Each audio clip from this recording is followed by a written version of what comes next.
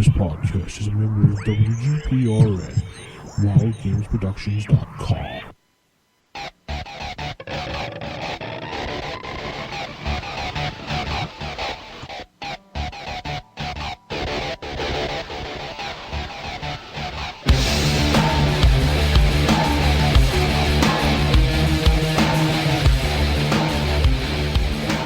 Welcome, folks, to Darker Days Podcast, and we are back after a nice little break there. This is show number Ocho. That's Ocho, number 8. I'm here, Vince, and my co-host, Mark, is sitting by with his refreshing finger, ready to answer all the emails. Mark, how you doing today? I'm doing great, Vince. Great to be back after a nice holiday. Refreshing finger, all rested, which is good because we have a very large bag of mail this week. Yes, we do, and I'm sure your refreshing finger has to catch up because I sent you about 101 emails. Yes. Well, we do have a special guest to us today, Mr. Eddie Webb from White Wolf. He has his own blogcast for White Wolf. Eddie, why don't you say hello to everyone out there? Hello, everyone out there. He'll be joining us for the show, giving us his insight on everything and his expertise. What that may be, we don't know. No, I'm kidding. He'll be giving us our expertise. I really have no idea what the hell I'm doing. I'm making it up as I go along. That makes 3 of us. That's what we do every week. This is episode number 8, so we've been bullshitting the whole time. All right, let's get on to our mail call. Mark, what's you reach inside that bag? What do we got in there? Oh, great set of mails, and they date back a couple of weeks as well due to the summer vacation that I went away on. But look, first and foremost, before we get into the mailbag, again, a huge thanks again to Phil Wheatley, who sent us another donation to the site. Fantastic, just fantastic. Thank you so much, Phil. And from now on, we will need to rename the show Phil Wheatley Presents Darker Days Radio. So, thank you. Phil Presents Ocho, number 8. I don't know, I'm stuck on the Ocho thing today. Yeah, well, you've got a whole show to get it out of your system, so. Woo! Go ahead. So thanks, Phil. That's great stuff there. Great stuff. Congratulations go out to Bog and Knight and his wife, who've just become parents again, now for the 3rd time. Bog and Knight was able to catch up on our show while in the maternity ward, waiting for his daughter to emerge, which makes him the current and only holder of the Strangest Place You've Listened to Darker Days award. Nice. He was challenge now. Yeah. Well, he set the bar pretty high, hasn't he? You know, so. Yeah, that's true. He also made that cool bumper you guys may have heard last episode. And he sent in some suggestions about setting up an Amazon store through our site. So that way we could provide links to books that we talk about and allow listeners to buy the book in question with only a few clicks. And apparently we would get a small commission, which is kind of cool. So thanks for the heads up there, Bog and Knight. We'll have to look into that. Oh, and he also asks what happened to our campaign updates. In my case, summer happened mainly. I should be hooking back up with my group and hope to have an update next show. Vince, what about you? Is your game off the ground still, or? Actually, we've moved into doing a Mortals game right now, but we'll talk about that a little bit later on in the show. Okay, cool. James Snowden wrote in. He's looking for advice for his Old World of Darkness vampire game. James is new to storytelling, and his campaign, he intends to deal a lot with the Giovanni clan. Now, he wants to use the Harbingers of Skulls as the main antagonists, which ultimately he's wanting to be the surviving Cappadocians who were trapped in the cave by Cappadocius when he was cleansing the clan of undesirables. Bit of old vampire backstory for you there. Anyway, the problem is he doesn't want the players to be too crushed by the sheer power of the Harbingers. And he's trying to think of ways to introduce this powerful group of enemies subtly, which is where he's having trouble. Mainly he doesn't want to make it too obvious. He's already sent some questions in, and me and Vince have sent some suggestions back his way, such as, maybe the characters can encounter ghouls first, or you could have a vampire who's severely weakened by having been locked away in this cave for a long time. Makes him not such an overpowering antagonist for your initial players. But anyway, if any of the listeners would be willing to share their ideas as to how to subtly go about this without revealing too much too fast, then go ahead and post that up at the forums or send in a mail, and we'll throw your advice back James's way.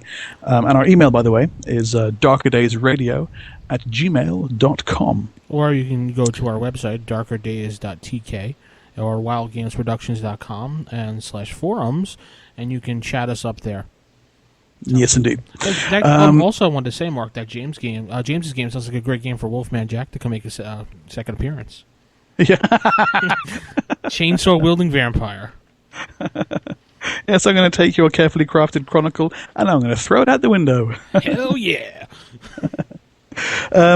Moving on, Jade Torres wrote actually a while back, and our spam folder ate it. So apologies for the slow reply there, Jade. She's talking about her blog and her coverage of the Fontanelle Cemetery. Now, we covered this a few episodes back on the Secret Frequency, the skull cult of Naples, if you remember. But go over to her site and check out deadair.blog.com for more awesome details on the place, as well as a whole bunch of other cool inspiration for the world of darkness. Great little site, that deadair.blog.com. Take a look. Yeah, I was reading through some of the stuff. She has some interesting things you can apply to your game. So it's really well put together as well. Very high production values, lots of pictures, and nice layout. It's good. Speaking of the Secret Frequency, we got a cool mail from Caitlin, a friend of Galen, who chose the name for the Secret Frequency. Caitlin will be starting a Changeling the Lost game soon and is looking for advice for beginning storytellers. Now, we pitched out our first part of the storyteller advice section last week, and we've got part 2 coming along later in the show, where we're going to talk about how you might deal with a group of characters who are basically different kinds of supernaturals. You know, your classic a vampire, a werewolf, and a mage walk into a bar type situation. My advice for you, Caitlin, take the book and throw it out and just have fun. Alakov writes, he's asking about the show schedule. So yeah, we've mentioned that way back in episode 1 or 2. Basically, we're recording every 2 weeks on a Wednesday or Thursday night, and the show goes out on either that night or the next couple of days. Summer's thrown a few spanners in the works, however, so our schedule's all over the place at the moment. So just keep your eyes posted on the forums or subscribe to the podcast, and it'll download right away for you. That's right. Once you subscribe through iTunes, every time an episode comes out, it'll just download for you right away. Or I think there's a couple iPod catchers out there that'll do it for you. Either way, you'll get it whenever we produce it. Indeed. Alakov also has some cool suggestions for the Storyteller's Advice section, so thanks for that, and we'll get onto those in future shows. Had a mail from Dominic, who said thanks for the cool responses and advice he's received following his questions from last episode, and we'll have more on that subject, as I said just now, later in the Storyteller Advice section. Mark, you're full of later. What's going on? No, I'm just kidding. Go ahead. Don't put off until tomorrow what you can do the day after. Yeah, it's true. Now, in addition to sending us vast piles of cash, Phil also sent in an awesome true story, which he was reminded of by last show's Secret Frequency, which you may recall was about a hair collector. Phil says he used to work in a cinema about 15 years ago called the Palace Cinema in Dorset, down in England. At the time, they had a really strange manager called Ken, a nice enough guy, but it's fair to say he was a bit smelly. He used to wear the same sweater for a month, and then at the end of the month, he'd turn it inside out and wear it for the next month. Oh. I don't know, bad social skills or top tips for dressing. You decide. Now, the slightly creepy thing, apart from the yucky sweater, is that Ken used to live in a sleeping quarters behind the stage of the cinema itself in a locked room. As a side note, by the way, there were other areas back there. There sometimes used to be live performances, pantomimes, plays, and there were changing rooms at the back where women could change, do last-minute pruning of their bikini line for those skimpy leotards, etc. And this will be of importance later in the story. Okay, so fast forward a year, and poor Ken died, and it was left to Phil and his mate to sort out his room. Unfortunately, they didn't know where his key was, so they had to kick the door down, which is harder than it looks in the movies. And as the door flew open, the first thing that struck them was that the entire wall was covered in centerfolds from a certain type of adult magazine, literally wallpapered, ceiling to floor, wall to wall. But what really freaked them out was this mannequin doll that he had in the middle of the room, complete with a head and makeup, etc. But wait for it, her nether regions had a very authentic-looking muff, which was a collage of different people's pubic hair, which Ken had gathered from the female changing rooms and taken back to his own little room for whatever pleasures awaited him. Yeah. Wow. Delightful. That's fantastic. That is disgusting. It's just a horrible story. I mean, I knew a guy who used to keep his toenail clippings and navel fluff in a little jar, but that's got nothing on the muff collector. I mean, oh my God. Absolutely not. That's disgusting. Damn. It's like one step away from the serial killer from Seven. I mean, oh my god. And for Phil, for your friend that kicked down that door, can I hire him? Because he's a good bodyguard. So yeah, those are our letters this week over the summer. Plenty to keep us busy there. I also want to give shouts out to Gaith, Matt Buffington, Armilla, Zimmy, Warchild, Gotham Lord, Thantrax, Pengarth, Dr. Ether, Niu Kami, Ferenex, Zorlak, Anatole, Jabri, and Griffin, our newest members over at the forums. So as you can see, things are moving along fast there. And also a shout out for Gotham Lords play-by-post game, yes. which looks extremely exciting. Actually, yeah, it's a Mortals game, and you're in Gotham City, and you're pretty much just defending the night, taking things over, taking things back. It's really awesome. I'm having fun playing in it. And he also has over on Mythweavers too, but he came to our forums especially because I demanded it. But no, I'm just kidding. I asked him to come over, and he's doing a separate game for our players over there as well. Well, what I liked about it was this idea that Bruce Wayne is effectively crippled. He's confined to a wheelchair or something? Can only use one arm. I think that was what the background was. Yeah, he never took up the mantle of Batman, so there was never ever a Batman. So exactly, yeah. And isn't it Dick Grayson has some kind of special squad within the police, and that's what the characters are part of? Well, it's not. The police don't really know about the task force. It's just they're Commissioner Loeb has no idea about it, and he's doing it on the side secretly. Oh. So, and then we have some network news. Mark, did you see that we got a new show while you were gone? I guess you did. We got the. Mark seems to be having a little bit of technical difficulties. Ed, are you still with me? Yeah, I'm here. Well, we'll just have to hold on until we get Mark back, because he'll be joining us momentarily. Well, now we got the technical difficulties out of the way, and Mark back with us. I was saying, we have a new show on our network. Mark, did you see that? Yeah, I listened to that when I was away on vacation. That was very good. Wonderful movie reviews. Now Playing, I seem to recall it's named. Now Playing with Matt Buffington and his wife, Olivia. Excellent. So welcome to the network, guys, and a great little show. Keep up the good work. Looking forward to episode number 2 when you guys produce that, and see what movies you tell us about. Yeah, indeed. I think that's about it for that. Oh, we have some White Wolf news this week, Mark. Did you see that? The Mage PDF bundle for drive-through is out. The Sanctum and Sigil? Sanctum and Sigil and the Lines of Power story. They're good products, whatever version of the game you play. I got lots of inspiration for my Mage the Ascension game from Sanctum and Sigil. Some good stuff in there. And it seems that at Gen Con, White Wolf walked away with a bunch of awards. 2. Yeah, I don't know if that qualifies as a bunch, but... Hey, that's more than one, that's a bunch. You got 7 nominations. That was good, yeah. So that's... 14. Pardon? 14 nominations. 14. Oh, okay. Yes. I miscounted. At any rate, the silver award for best regalia for the art of Exalted went to White Wolf, and also gold for the best ebook, which was for Collection of Horrors Razor Kids. So congratulations, White Wolf, and also congratulations to all the other winners, of course. And special congrats go to All Games Considered and Order 66, who won gold and silver respectively for the best podcast. And we'll be snapping at your heels next year, guys. Oh, yeah, I know the guys over at the Order 66, GM Dave and GM Chris, and they have a really good quality show, but, of course, we could do better. So there is time. Correct. We have a whole year now. Indeed. All right, I guess that wraps things up. With that, let's move on to Mark's favorite segment in the show, and everybody's favorite segment they look forward to every week. He's under the stairs. I want money. Really scary children. Horrible, horrible. Welcome to The Secret Frequency, ladies and gentlemen, and this week we're going to look into the mysterious world of gravity anomalies.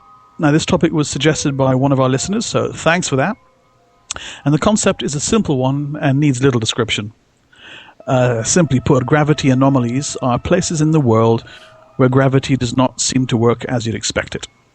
Water rolls uphill. Cars follow likewise. To all appearances, to all intents and purposes, the laws of physics have been overthrown. Well, some of them, anyway. Now, there are a lot of these places scattered around the world. Gravity Hill near Bedford in Pennsylvania. 2 spots on the hill, gravity seems to work in reverse. Cars, water, bottles, all will apparently roll uphill. Altadena, California, Jacob's Crossing in Texas, Haunted Church of Bucks County, also in Pennsylvania. All places that seem to have this strange reversal of gravity going on. Yeah, that's right near me, Mark. Is it not far from where you are? Yeah, I've been there many times, especially the gravity thing. That is really weird. That's the very freakiest strange. thing. And there's also something out there also in the woods that if you start walking down a path, it sounds like somebody's following you in the woods. Creepy. Yeah, I Very did it, and creepy. I heard the noise in the back. I was like, whoa. Well, some people have suggested that the origin of these enchanted roads is to be found in gravitational anomalies in the region, or an incredible magnetic attraction produced by masses of iron material in nearby volcanoes. Often the objects affected are they're things like rubber balls and glass bottles and water, which is not overly magnetic at the best of times. And others, of course, they offer a more supernatural explanation. There's a site in Portugal, Braga. It's said to have gained its ability from a spell cast long ago. Labouring villagers, having grown tired of carrying heavy burdens uphill, reversed the incline's gravitational direction through magic. And their intention is said simply to have been to make transporting loads up the hill far easier. So a good mundane application of the mysterious there. And others offer even spookier explanations. Locals will often take advantage of these strange places, expecting to lure tourists with urban legends. They might connect the site to some terrible car accident of several years ago, or claim that vehicles are at the mercy of a restless spirit. There's one location in New Jersey, in fact, that's supposed to be haunted by a farmer's ghost that aims to keep vehicles off of his land. Now, the majority of these magic slopes have much more earthly explanations than subterranean magnets or mischievous ghosts. Many such locations are merely optical illusions. The visible horizon line and layout of the surrounding area can make the magic slope appear to be more of an incline than actually exists.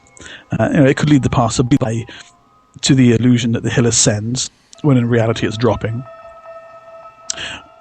Or these so-called magic places could present a slope that deceives the sense of vision, but is easily explained with a leveling tool. So in this illusion, objects that seem to roll uphill are simply following the known laws of physics, as the impartial bubble of a spirit level reveals. But as our eyes still continue to deceive us even after this proof has been shown, some still question whether the spirit level's bubble could itself be at the mercy of an enchanted force. Now, of course, in the world of darkness, it's not going to be an illusion at all. Giant subterranean magnets are the order of the day. So you can have areas where supernatural powers don't work as expected in your game. Vampiric disciplines could go awry, spells run amok, paradox could be more powerful, or be entirely absent. Actually, Old Mage, the Ascension, had a cool mechanic called paradox zones that could reflect this. Maybe it's an entirely magic dead area, used by supernatural beings as neutral ground. In a place like that, the spirits might punish those who break the peace. It could be a shallowing, a place where the barrier between the material and spiritual worlds is thinned to zero. Mischievous spirits could easily cross over and play havoc with, pretty much whatever they find. It could be a place where enchanted items take on a life of their own, irrespective of their owner's wishes. And you can leave the reasons behind these phenomena unknown. Keep them mysterious. Make it an odd but interesting spot in your chronicle, a spooky landmark, and little more. But, of course, there is even more mileage in exploring the cause of such events. In the world of darkness, maybe they're only the surface side effects of something much worse, like an earthbound demon, a slumbering Methuselah or antediluvian vampire, a mage lost in paradox. These entities' subconscious urges could be more than enough to cause the phenomena, never mind their actual active desires. Maybe it's a side effect of some kind of spatial temporal disturbance. Maybe it's an echo of some such disturbance that is yet to happen, echoes from the future, so to speak. And the closer that you get to 0 hour, the more pronounced the phenomena become. You could have premonitions of an earthquake, or foresight of an incursion from the spirit world, or the working of powerful magic, sending ripples in all directions backward and forward through time. Or maybe it just really is a giant subterranean magnet, a hidden technocracy base, a lost lab of the Sons of Ether, a forgotten Atlantean artifact. And if this is the case, or if some creature really is buried there, what sort of folks might be interested in digging it up? So, next time that you're out in the wilds, you notice things are not as they should normally be, or feel hidden forces pulling at you from the earth, or witness events that defy the laws of nature, don't be afraid. It's probably just the magnetotron being test run by the serpent people from the Hollow Earth, and you're perfectly safe. So there you have it, gravity anomalies, fun for all the family, although I have to say Phil's story about the muff collector is much, much cooler. Yeah, Phil. I think Phil topped every story possible this week. We're not going to beat that one. I don't think we're ever going to beat Phil's story. Phil, thank you for that story. Gave me a good laugh and a gross out session. And even my wife, I did told that story about, and she's like, "That's disgusting," and walked away. That's all she did. You must not take money from this man again. Oh, wow. I can't help it. I mean, he likes the show. I mean, if he's going to support the show, Mark. I mean, what are you going to do? What are you going to do? Exactly. I mean, it'd be nice, maybe, some people from White Wolf give us... No, never mind. Oh, the cheek. One of my really bad subliminal messages, right? Yeah. All right, that wraps up the secret frequency for this week. It's quite interesting, Mark, where you find these things I don't know. Well, this one was suggested on the board, so I went and did a bit of research around it, and it seems to be a fairly large number of them in your neck of the woods, as it happens, Vince. So, well, yeah, like I was saying, there's a ton of stuff in Pennsylvania. I mean, I hate that one question, and people should stop asking me, "Where are you, like Transylvania, Pennsylvania?" All right, enough of that. I keep getting that question. Yay! Anyway, let's move on to our old World of Darkness, or classic, like Mark likes to say it. Our topic of discussion this week is going to be population control, or population matters. Eddie, what do you think about controlling population in your games? Do you have any suggestions about that, like modifying it in a certain way, before we get into the discussion? Interesting is, I'm gonna explain what's happened, how the story real quick. When I did my interview for White Wolf, I talked to Rich Thomas, and one of the questions he asked me was, how many vampires do you think should be in a city? And I was like, I don't know, 75, 80, 100, and he said, the answer's wrong. The answer's always whatever works for your chronicle. Right. And so that's one thing I was kept in mind, especially as I've been developing products, is because I've heard of people who run very successful games where there's like hundreds of vampires in their courts in a relatively small town, and I've, on the other hand, seen people run really awesome games where like maybe 5 vampires in huge metropolitan areas. So really, it depends on what kind of story you want to tell, and picking the right amount of supernatural creatures to really get that story across. Right. Yeah, I agree. And that's the kind of thing we're looking at here. Changing the population, making it higher, making it lower, has an immediate and far-reaching effect upon your chronicle completely. You can totally change the feel and nature of the game by altering that one element. Absolutely. Now, personally, I come to this from a position of a gripe, really. I've always had the feeling that in Old World of Darkness and in New, the quote-unquote official figures for population levels are too high, and I always dial them back considerably in all the games that I run. Like you say, it's whatever works for any individual storyteller. But some of the issues that the large populations of supernaturals can raise in the game, a large population more or less demands a high level of supernatural activity. So, you're going to have large societal structures active. If you're going to have a city with 50 or 60 or 100 vampires, that's a large number of powerful individuals running around doing their thing. And if you go for a certain amount of verisimilitude in your game, it's hard to ignore the impact of such a large population. If you want to focus your game on a small group, inevitably your players are going to ask, well, what are these other guys doing? Better to strip them out of the picture than kind of hand wave them away the whole time, I think, anyway. Oh, yeah. I sometimes find that it can dilute the individuality of individual characters due to a kind of cookie cutter approach to building, say, a vampire or a mage, because you have these large numbers of supernaturals. It follows semi-logically that you're going to have societies around them. You're going to have a camarilla, or you're going to have covenants, or you're going to have traditions, or orders of mages, or what have you. And my feeling, my experience is that the players will often plug their character concept into one of these pre-existing social groups. So they'll come at the game and be like, well, I want to play an Ordo Dracul vampire, or I want to play someone who is this particular kind of mage, or and I prefer to come at things from the character first, and then see where he might go, as opposed to start with a broader concept like that. I don't know how you guys look at that, though. Well, yeah. Well, go ahead. I'm sorry, go ahead. Go ahead.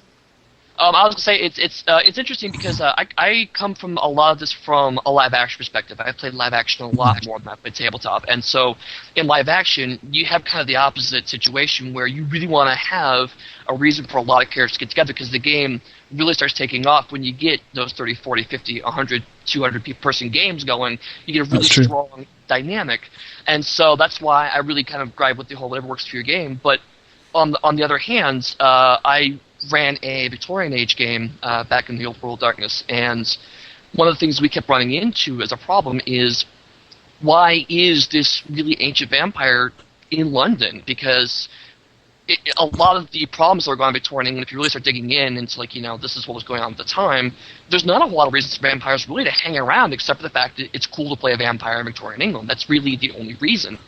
Yeah. And so we had to kind of end up juggling it, and so in the game I ran at the time, it ended up being a lot of Ventrue and Malkavians. The Ventrue kind of because this is our land, and we've had it for all this time, so we're going to keep it. And the Malkavians just because of all of the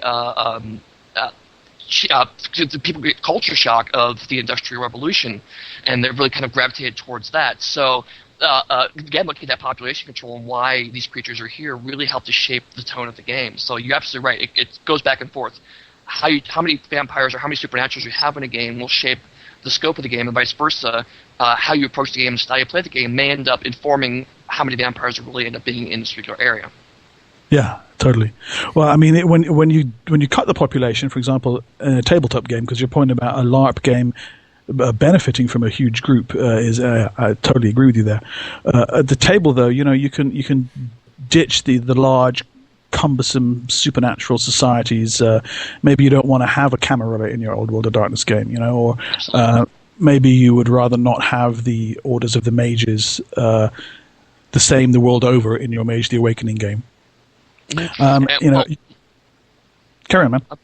I was gonna say one of the first vampire games I ever played in way back in 19 is we played a group of Archons, Archon and their entourage. Oh, cool. And so we'd go from city to city dealing with problems, and we never have to worry about how many vampires in the court or whatnot, because if we have a lot of supernatural creatures that are not player characters in a society, ultimately you're going to have the storyteller talking to himself a lot, and nobody enjoys that. No, not even the storyteller. Exactly. Yeah. You can also break the structure of the chronicle or of the game world into small groups or individuals, and my feeling is this returns a degree of mystery to the core game. It gives the storyteller much more freedom in devising plots. You don't need to worry about the Camarilla or the Technocracy or the Seers of the Throne. You've got your small cabal of characters and whatever other little groups they encounter, but these huge global spanning organizations with a global reach, they wouldn't exist. So, for example, in Vampire, if you removed, I'm talking about just old World of World of Darkness briefly here. If you remove, for example, the Camarilla or the Sabbat or any of the large covenants from the new game, the game then becomes about small groups of vampires who may or may not know each other's powers or origins or affiliations, and it becomes much more like the sources of inspiration for the game, like Anne Rice's books or Brian Lumley's books. Now, while these books, for example, they do have groups of vampires and quite large ones, for example, like the Theatre of the Vampires in Anne Rice's books. However, there are no global conspiracies or vast political structures. It gives you a much more down-to-earth game. Yeah, which I quite like. The prince chomping at your boots every 5 seconds. Right, exactly.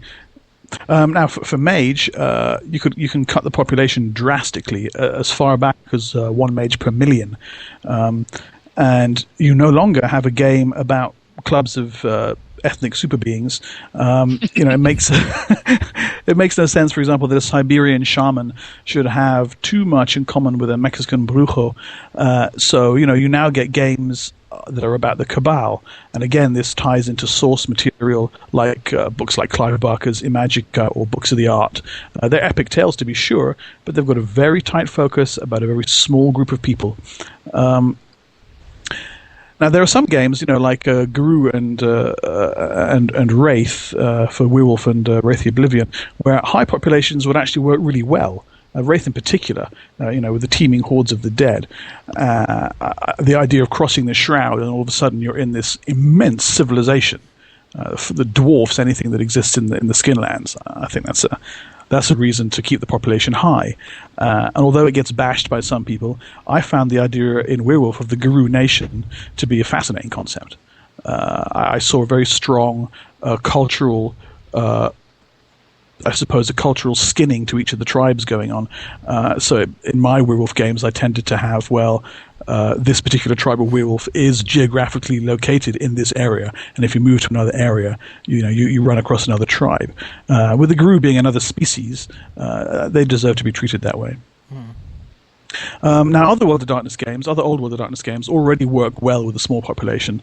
Hunter, The Reckoning, and Mummy are both great examples of tight, small population games. As for Demon, though, I'm not so sure. How would you say, Vince, that a radical change upwards or downwards in the population would affect the Demon game? Well, I would probably say that not everything escaped during the Great War, and there's not all the hierarchy isn't floating around there. You could just say maybe like this 1 or 2 slipped out through the crack and wreaking wreaking havoc, I should say. Yes, angel. No, wreaking havoc on the earth. I mean, that's the way I would handle that. I mean, instead of running into these hierarchies all the time, you run into no one and you just basically have your fun. Does the demon material presume that there's a large number of demons now out and about and running around? If I remember correctly, they did say that quite a bit of them escaped. Eddie, can you clarify that maybe a little bit more? Or? I was just going to say, if I remember correctly, it was that a fair number escaped, but also that they just recently escaped and were just rebuilding their society. Mm-hmm. So it really gave the implication that maybe a lot of demons didn't show up in your particular city, or maybe a whole bunch showed up in your city. I know LA particularly was kind of in flux in terms of the social structures and whatnot. I know social structures really played second fiddle in Demon as opposed to some of our other old World Darkness games. Right. Yeah. Well, I think looking at it from a metagame point of view, I can see why a game is written and created with these large social groups. Because simply put, it's easy for a player to tag onto that. Oh, okay, I see what the Order of Hermes is about. Okay, I understand what the Ravnos are doing here. All right, I want to be a Ravnos, or I want to be a Get of Fenris, and they can tag onto that. But having big social groups like that, as I said a couple of minutes ago, kind of requires a large population, which then brings its own trouble. So I think if you dial back the population, you lower the level overall. You also break up this kind of a social construct. And generally speaking, I found it to be extremely effective in the games that I've been running. Mage in particular totally changes the feel of a mage game. Absolutely. The current mage game I'm running, we dialed the population back, and technocracy gone, traditions gone. With only 1 mage per million, you can't support an organization of the size of the traditions or the technocracy. So yeah, it's interesting to see how it has an effect upon the game as a whole. Well, I have to say one thing about Hunter the Reckoning. You don't need a lot of hunters. I mean, they're powerful enough as it was. I mean, they could take out groups of vampires by themselves. I mean, some of those endowments and things that they had, forget about it. Oh, yeah. So, yeah, that pretty much covers the generalities of the topic there. If any of our listeners have considered this or tried it or would like to see, or, want to try it out and play, then head on over to our forums or drop us a line, an email, and let us know how it pans out on your games. Be interested to hear. Definitely. What's our email again, Mark? Our email is darkerdaysradio@gmail.com. Just testing you, make sure you just got back from vacation and all. So I've got it written in pen on my computer screen. I think you should write it on your hand. No, I'm just kidding. So when you're double-clicking the refresh ring, you can look down and see the email address. Yeah. Pretty handy. That's right. We got a party going on here. Now we're moving on to our new World of Darkness, or the current World of Darkness. And Mark, you picked up the Summoner's book, and you have a great review about that. I actually haven't had a chance to open the Summoner's book yet. I have it on my shelf with a bunch of other books. Like I remember quoting, was it Matt McFarland? Said that every book has a line with crack. Yeah. I have to agree with him on that one, because ever since it came out, every book that's come out, I've been buying and buying and buying. And my wife's just like, how many friggin' books are you going to buy? So All of them. yes. Is that a really bad subliminal message there? What I like about the new World of Darkness books, and the same goes for the recent D&D books as well, is the covers are waterproof.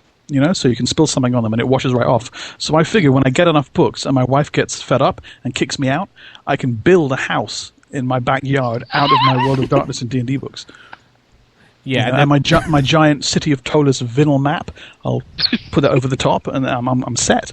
Yeah, but then how you could do the podcast? Oh yeah. I see. No plan is without its flaws. It wouldn't be Darker Days without Mark. So. Right, Summoners, yes, and I've been promising this one for a couple of months as well, so we finally gotten around to it.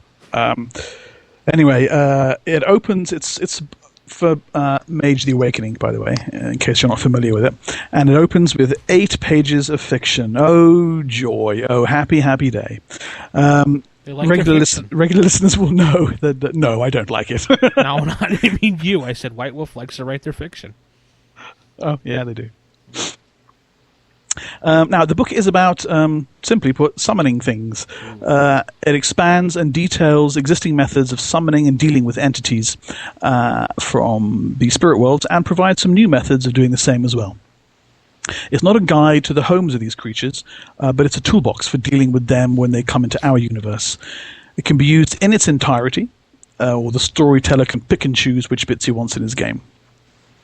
So what's in it? Nothing. Well, it's divided into sections based on where the summoned creatures come from. The Fallen World, including Twilight, Shadow, and the Astral Reaches. The Supernal World, the Abyss, and realms outside known reality. And there's also finally a chapter with a bucket load of crunch for handling all this stuff at the gaming table. Nice introduction, which finishes with a little lexicon. Now, unlike Second Sight, which we reviewed last show, where I thought the lexicon in Second Sight was, a lot of it was superfluous, as obvious stuff. Here, the lexicon is essential. Summoners is filled with kooky, esoteric terms that really need definition, so it's very good to see this come right at the start of the book. Now, for each section on the Fallen World, the Supernal World, the Abyss, etc., each section starts with an overview of how the Pentacle Orders of Mages and Banishers interact with the creatures concerned, and it's followed by some sample entities from the realm being covered. And there are also sidebars scattered throughout the book. And as with other New World of Darkness books, these sidebars are great. I really like how sidebars are being used these days. Here, as elsewhere, they mostly provide perspectives on differing rules applications. That's good stuff. Yeah, the sideboards have really helped out quite a bit. I really appreciate them. They're just these little nuggets of goodness scattered throughout the book. It's a real joy to read. Definitely. Now, the section on the Fallen World realms is an interesting examination of how the realms of the Fallen World interact and how inhabitants of the World of Darkness see them. It's a great way to set the scene. The sample spirits in this section, they're fantastic, really unusual in concept. They're not just things like an owl spirit or a war spirit. They're things like the spirit of a no entry sign, an ancient spirit of riddles, the spirit of the intersection of 6th Avenue and Lake Street, which is a road traffic accident black spot, apparently. Really original, unusual ideas for spirits there. That was very inspirational. It talks about spirit royalty, godlike beings who are barely willing to acknowledge mages. The sample one they give of these is the Thunderer, who has been known variously as Thor, Indra, Susanoo. You get the idea. The spirit that appears with a different mask depending on its caller. And it finishes with cryptids. These are spirits that would be at home in our own secret frequency segment. They appear as things from folklore, like Bigfoot, grey aliens, and the Jersey Devil. Ooh, good legends. Yeah. The sample ghosts are a bit more pedestrian. They're still usable, but they're not as outrageous in concept as the sample spirits. There's a nice section on ghost familiars, though, with a new merit to give it mechanical bite. And we also get a look at the ghosts of the underworld, rather than the ghosts of Twilight. Now, I loved this section. Oh, it was great. It has echoes of Wraith the Oblivion, but it's more strongly reminiscent of the Labyrinth from the second Hellraiser movie, Hellbound. Really, really, really very creepy. It also gives us the Chthonians, also known as the Neverborn, a term that will be very familiar to players of Wraith. And these are indeed awesome. Inhuman, alien, useful to players of new and old World of Darkness games alike. Astral summonings get a long introduction, which is needed because they're so damn strange, and readers might not yet have the incredibly excellent Astral Realms book, which, as an aside, I recommend to players of Old Mage as much as to players of New Mage. It's utterly fantastic. Sample astral creatures here, again, are incredibly imaginative. Dream spirits called Morphians, fragments of conscious thought, so you could meet Christie's hunger, or you could meet Uther's happiness. Large-scale astral concepts given form. You can meet the spirit of indivisibility, meet the spirit of eco-friendliness. Insanity spirits. Ever wanted to meet paranoia? Things that live in the gauntlet. Demons from the lower depths. Just fantastic stuff. A brilliant opening section to the book. Moving on to the supernal realms, it's a tough subject. By definition, supernal is removed from the real world, from common experience. So how do you bring this kind of transcendent mystery across in a game? Well, it's unsurprisingly esoteric. New concepts introduced and new ways to handle the supernal. It's complicated, and it takes a good bit of reading to fully grasp. It's not light, fluffy reading matter, but it's worth the effort, and it gives you a workable handle on having the supernal manifest in your game. For something that's so removed from the standard mage universe, the supernal realms, it can be kind of tricky for a beginning mage storyteller to get a grasp on. So this is the place to look to really see it in play, on the page in front of you.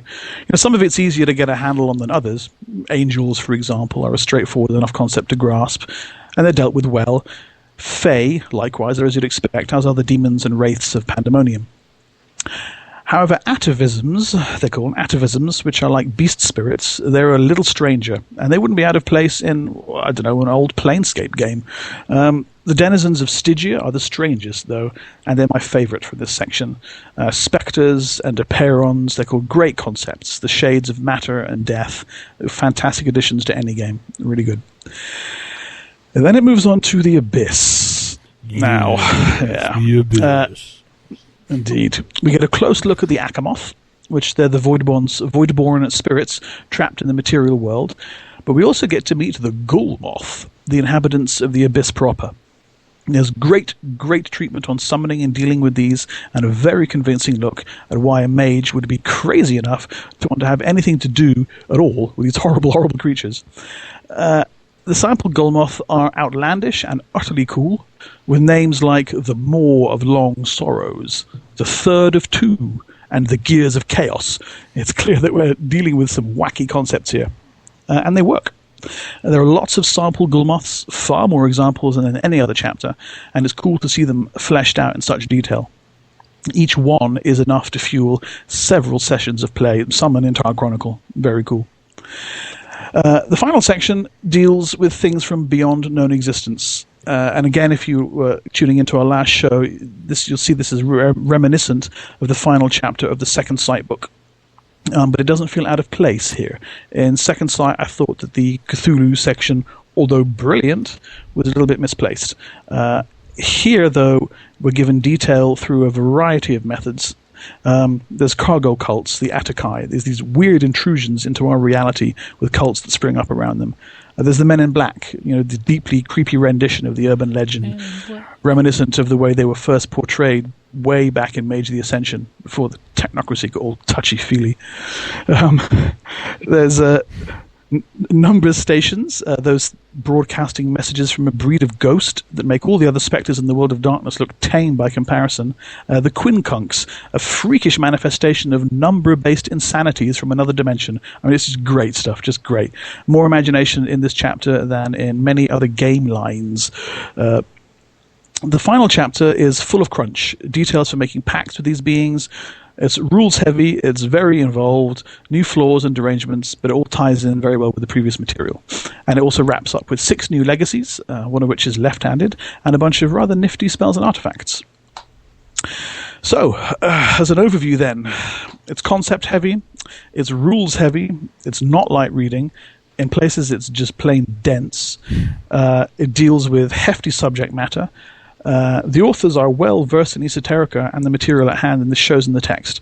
So, is it any good? Of course. Yes, let me count the ways. Simply put, it's fantastic. Its initial concept is actually rather bland. Let's look at summoning spirits. Wow. Really? Can I? But then it gets going, and in execution, it's just unbelievably imaginative. There's wild concept piled upon wild concept. It's not for the faint-hearted. It's one of the more involved mage books I've read, but it's utterly engrossing and filled with more ideas than you can easily use in a single chronicle. And for players of Old Mage, I'm an Ascension player through and through, and I can't wait to introduce this stuff into my Ascension game. It proves the growing truth that the recent sourcebooks for Mage the Awakening are better Ascension sourcebooks than many of those that were released for Mage the Ascension ever were. Fantastic stuff. Hey, Eddie, what do you have to say about this book? I admit it wasn't a project I was closely involved with, but ever since I worked on Mind's Eye Theater, The Awakening, I've always kind of had my hand out towards the mage books and keeping an eye on the mage line as a personal kind of interest. And I've just been really astounded at the stuff coming out. The Supernal Tarot book, Summoners, just a lot of really, like Mark said, esoteric, just weird coolness that I've just really been grooving on the past few books. Excellent. Yeah. So yeah, this one gets a I'm going to give it a 9. 9 out of 10? Wow. Although I'm going to downgrade that to an 8 because guess what? What? There's no index. Well, we'll get onto that a little bit later. We won't. I knew that was coming. You had to know that one was coming. It is filled with all sorts of strange terms and odd references and crazy stuff that, yeah, it's a real lacking in index here. So if I was a new player and I was picking up my books, Mark, would you recommend this book for me to buy? Well, I guess Mark does recommend this book.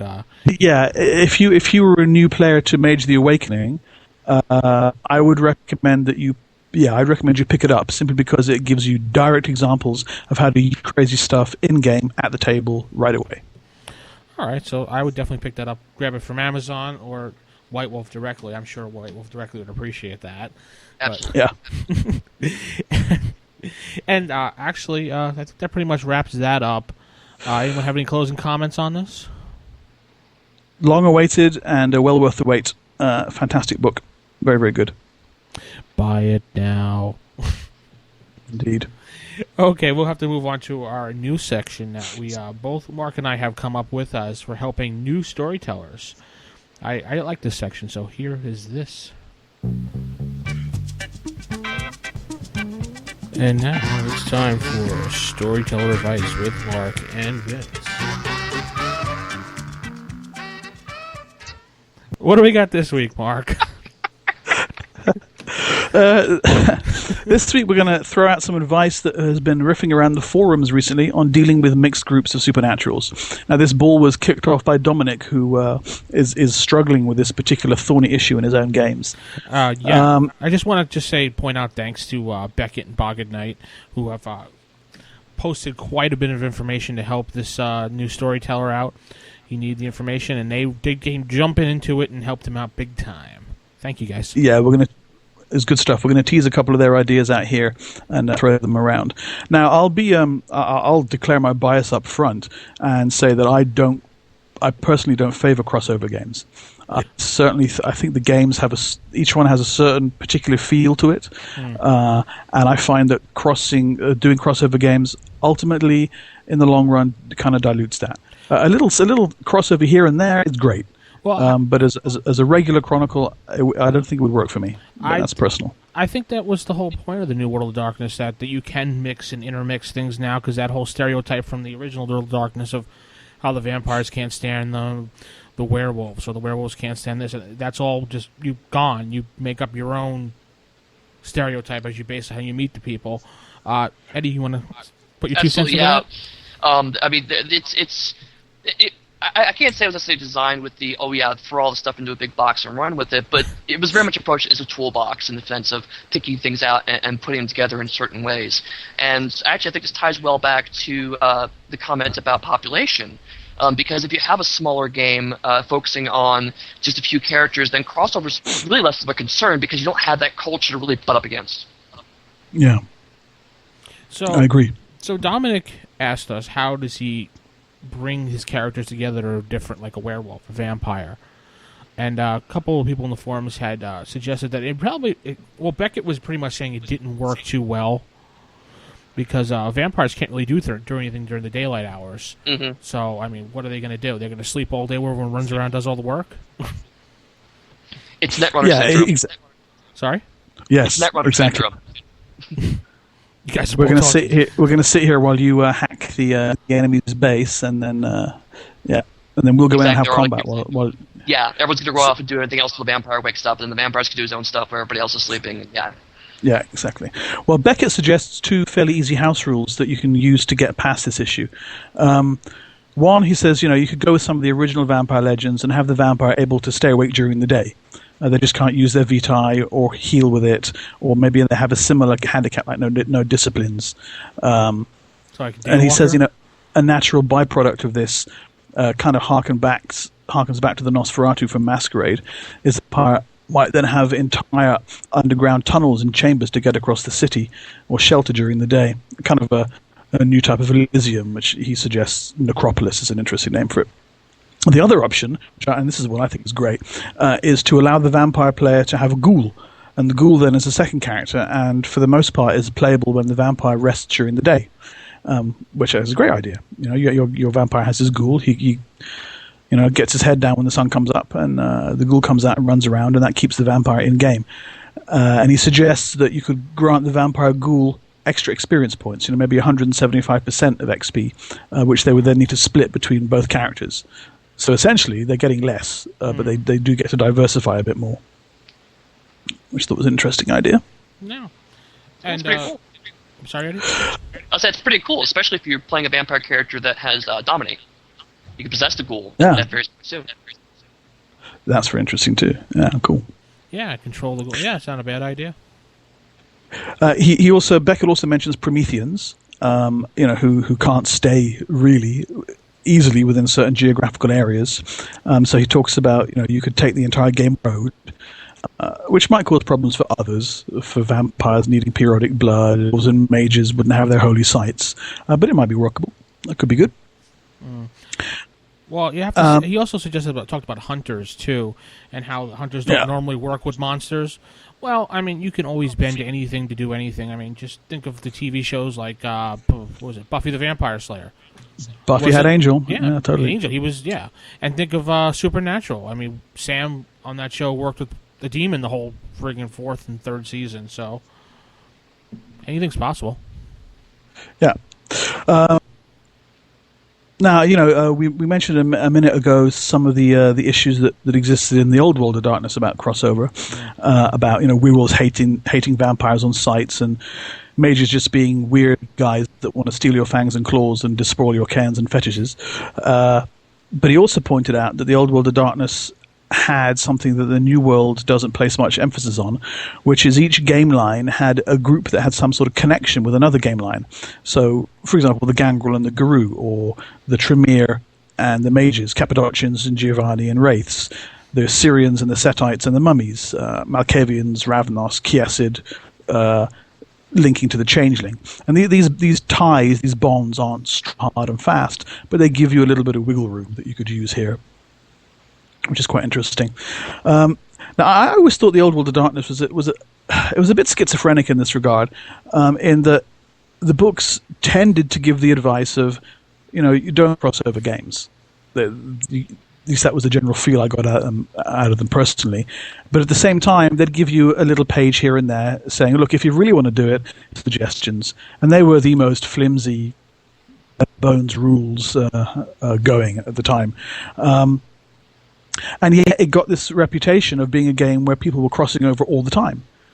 Which, my understanding at least, is part of what informed the decision in the New World of Darkness to make it a bit more toolboxy, to make the lines easier to cross over if you so decided. And I don't know if that actually reflects what happened in Wolf, but that was kind of the impression that I got there, Eddie.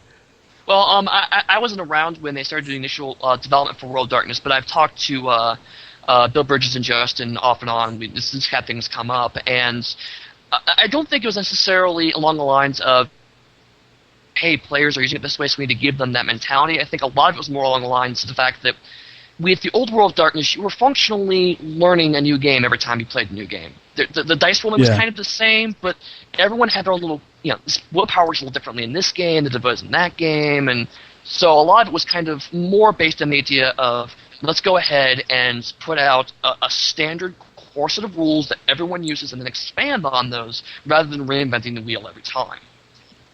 Right, so you've got one core book for mortals, and then the templates get slapped on depending on what you want to play. Exactly, and so I don't really think it was along the lines of, we should totally make a game where werewolves and vampires hang out and fight crime. I don't think that was necessarily the intention, but it has a side benefit of being very useful for that. Yeah. All right. Now, even though when Dominic sent the question in, initially, like I said, my initial feelings are, I'm not a big fan of crossovers, but having a bit of a think, there are a few ways you can make it work, and starting with mortals, like the New World of Darkness does, is a good way to do it. I think, you make sure that the group comes together as a group of mortals and give them a strong personal bond with one another in their mortal lives. That'll make it much easier to hold the group together when they become supernaturals. Establish a common threat that is a problem to all of the supernatural beings in the game, no matter what type. Now, although the big bad evil guy is a bit of a cliche, you give some thought to what kind of threat might cause different types of supernatural creatures to band together. This threat need not be supernatural itself. It might be something as simple as a mortal politician or police chief who is determined to clean up the night. As a public figure, the characters can't just easily kill him, and if he's a decent individual, they might not want to, but he could be a real thorn in their sides all the same. So, Mark, just to sum this all up, basically you're the storyteller, find a common ground, and just roll with it. Yeah, I mean, that's the best way to get it going. I agree, yeah. Anything's possible. You're the storyteller. You do what you need to do to have fun in your game. Remember, it's all about fun. It's not about rules. So, lawyers, put your books away. Yes. All right. You have any last words about this, Mark? Well, yeah, just that for a more detailed look at this, if you want to head on over to our forums, you can find it's under the Darker Days section, and it's just listed storyteller advice, and you'll find Beckett and Bog and Knight giving some seriously well thought out and washed out advice on this that we could sit here and read it out to you, but we'd be here all night. So yeah, like Vin says, keep it on your characters, keep it focused on their personal ideas and their beliefs, bring them together as mortals, and roll with it. Just roll with it. Yeah, that's all the fun of. That's the whole point and fun I found in White Wolf game systems is just have fun. Don't worry about the rules. They're just there to help certain situations out. This isn't Wizards of the Coast here. Oh, taking a swipe at the big player. Very good. Well, you have to. I mean, all those. I can't. If you see some of my threads in the forums about dealing with my group and how they're D&D heavy coming to World of Darkness, I have a lot of headaches. I'll tell you that. All right, we'll end this up now, and thank you, Dominic, for the question. Any more questions, you can drop Mark that email again, and he'll be happy to answer. Yes, indeed. Yes, indeed. And questions when they get addressed to us, we do put them in a big list, and we get down the list and work our way through them. And you'll see that your issues will get addressed in this section as the shows progress. That's right. We put them in a big hat. Mark mixes it up and pulls one out. No, I'm just kidding. We answer all questions. I just wear the hat. It looks cool. You just wear the hat. Is this a little White Wolf logo on the hat too? Yeah, and a finger. Where's my hat, Eddie? Where's my hat? Eddie? Hello, Eddie? Oh, sorry. I had mute on. I thought we lost you there for a moment. Yeah, there's this little mute button. It's strangely, it actually works. Yeah. All right, speaking about Eddie, we'll go on to the questions and answer period, things that everyone's been waiting for. I just want to say right off the top of the bat that we've taken some of the questions off the forums. Now, not every single question will be answered, because there's a lot that cannot be said at this time, but we will ask the questions, and then, Eddie, you can just say, I'm not allowed to just, speak about that at this time, or, I plead the fifth, I can neither confirm nor deny the following accusations against me at this time. I plea a Mark Furman, or whatever. Senator McCarthy, I'm not a communist, right? Yeah. All right, so we have a whole bunch of questions here, and Pengarth, who's Phil, our buddy, has two questions that are right now. And the first question is on a lot of people's minds, and it's not what you think right off the bat, but I'm seeing tons of topics about a new World of Darkness. Do you have any idea how this rumor started, or is there any truth behind this rumor? One thing I can think of as how it got started is the fact that we've been kind of circumspect about the fact that there's a new MMO in production, and whenever we slowly leaking out about a big new project, and also this has been a lot of other stuff going on that I think a lot of people are kind of going, well, is there a new edition coming out? Is there a new kind of World of Darkness coming out? And unfortunately, that's one of those questions I can't really answer directly. I can say that we've talked about it. I know that some of us kind of around the lunch table have talked about it'd be cool if we could do this in the World of Darkness and that in the World of Darkness. And some of that stuff has actually informed books that are coming out in future. So some ways of like, hey, how would we redo Vampire the Requiem? Some of that actually ended up in New Wave Requiem, and some of that's going to be in future Requiem books. How would we change the World of Darkness as a core book? Some of that has inspired other upcoming World of Darkness books. So I think we're always kind of talking about it internally, but the idea of, absolutely, we're having a new book coming out, and this is when it's coming out, and this is how big it is, none of that is anywhere on the table. All right. I mean, just stepping away from White Wolf as a company for a moment, do you think it's an inevitability for a game company that has a successful line where they produce a regular supply of supplements, that sooner or later they're going to have to go back to a new edition to revitalize the core line, to go back to basics? They may simply have run out of ideas. How many different types of supernatural can you write a game about, for example? I mean, do you think it's inevitable? Or yes, absolutely. I mean, from an RPG perspective, any kind of company that does, like you say, a core book and a lot of supplements, the traditional wisdom is about 4 to 5 years you're going to have a new edition, and so it's another reason why I might be out there is because we're kind of up, we're about that stage. But to be fair, we kind of cheated a bit because we put out 2 or 3 new editions of stuff, but kept the whole larger Penelope going for over a decade. So a lot of people lump Old World Darkness together, but really there are 3 whole editions that are lumped in that OWAD title. So really, and those are broken up to roughly 5-year sprints as well, if you look at it. That's true. So, and the different. Carry on. I'll say, it's just that part of the reason for that, and I'll be honest, there's creative reasons. We've kind of done things. We've 5 years in, companies very different place than they were 5 years previously and want to look at it again. But some of it also is financial. When people buy the books, you can keep them and use them as long as you want to. And core books tend to be what drive a lot of RPG sales. So if you put a new core book out in 5 years, then you can revitalize that game line. New people are taking a look at it when they weren't looking at it before because of the previous edition, and that really does help generate sales for the next chunk of lines. So from a outside of White Wolf perspective, but from an RPG perspective, talked to a lot of companies about this, and there is very much that kind of edition churn model out there. Now, wouldn't it be smarter just to like?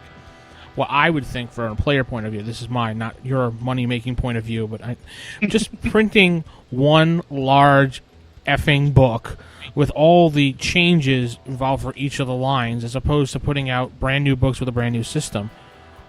Wouldn't that make sense? Well, a lot of it is cross-referencing too, because I used to play Starfleet Battles way back in the day, and they would just say they would put out like, here's this quarter's updates, and so you have to poke out, you have a binder, and you have to take out these pages and put in the new pages, and the pages wouldn't quite line up, and sometimes the breakdown would cross-reference different sections, so you have to look up that particular number and flip the other page, and after a while it just becomes really unwieldy. I know TSR tried this with the Monsters Compendium as well. I tried to do the same thing with Monsters to update. So traditionally it hasn't worked well. I think with new technology, there's certainly some potential in the area of just you buy the PDF with the rule book, and then 3 months or 3 years later, we have some core system updates. So you patch it like a video game. It's just, okay, here's the new PDF. There's certainly some potential there.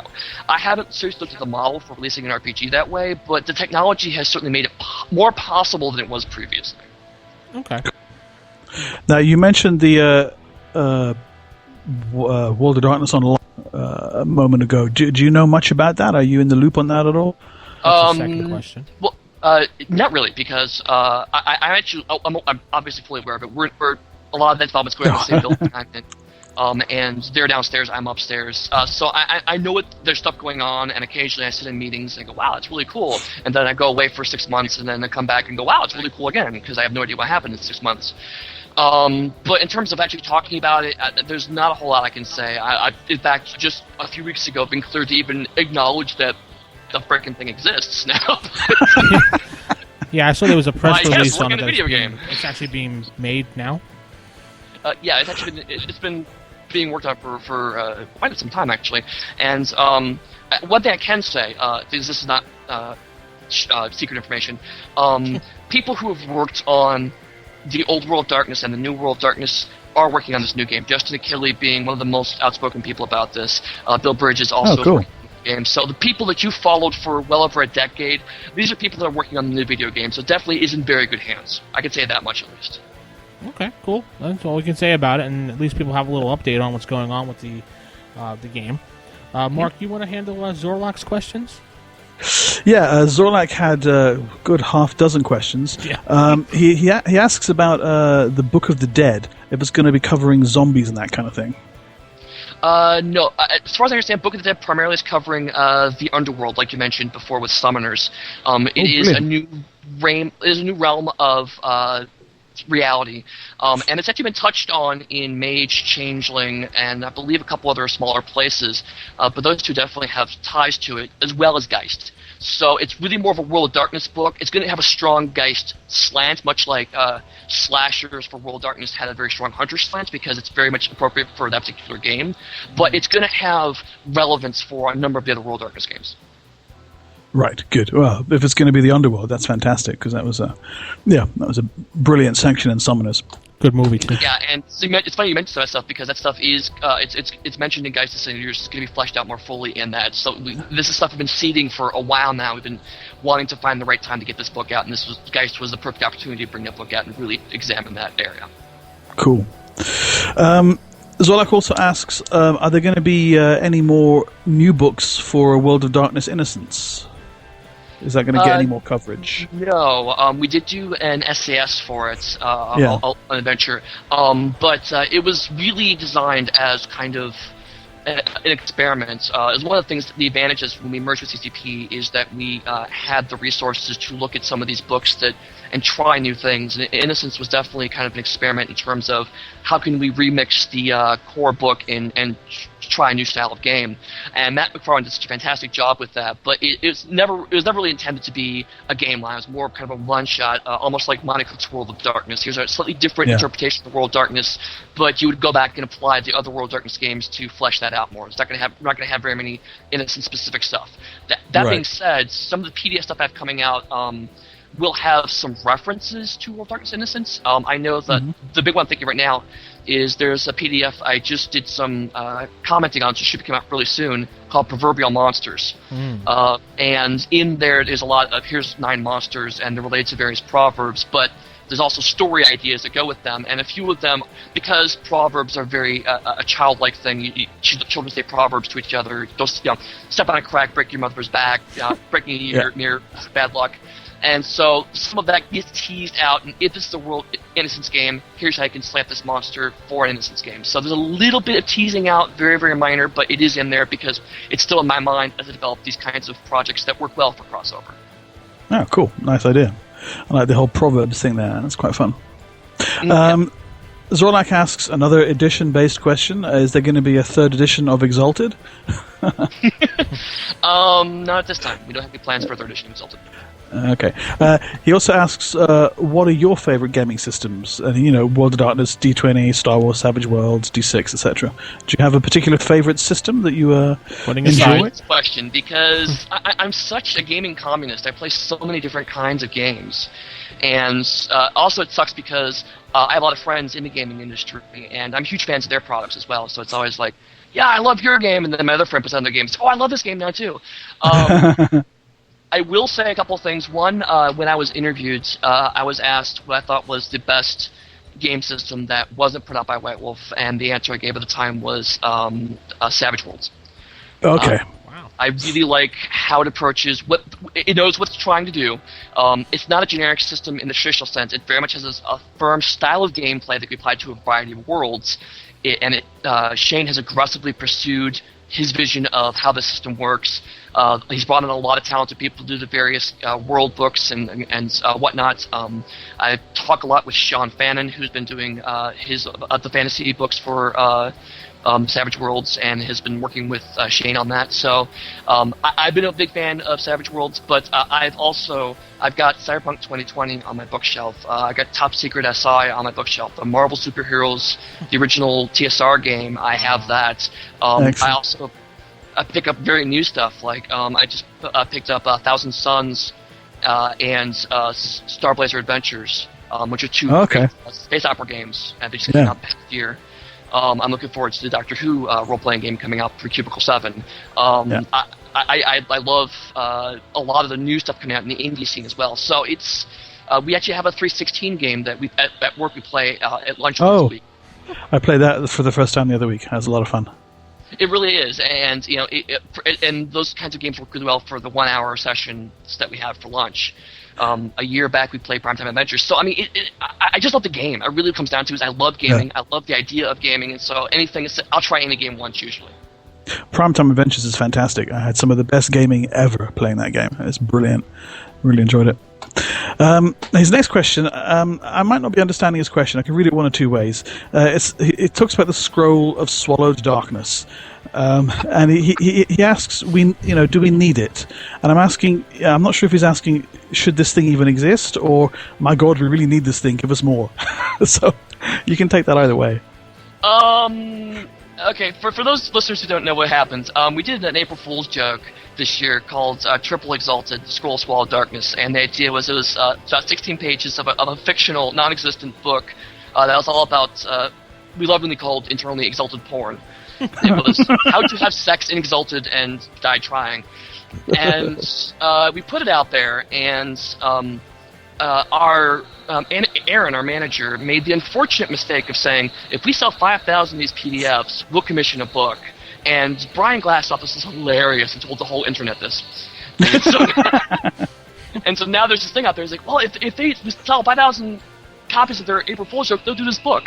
And part of it is, I've tried to explain since then, is that if it happens, we'll certainly, if it makes for our business plan, we'll hold to that.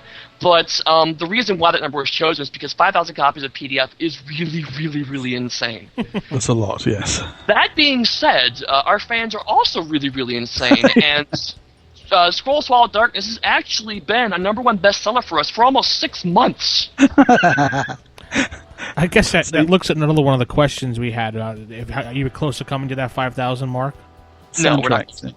No. I can't talk about the sales numbers. I can't give specific numbers, but we're not very close to 5,000, but it's a huge number for PDFs. It really is. It really is, and nothing we've sold has reached 5,000 PDFs. I mean, it's an insane number. But again, I every week I pull the sales digits, and I will say that it is one of the top 2 sales of all time for PDF for us.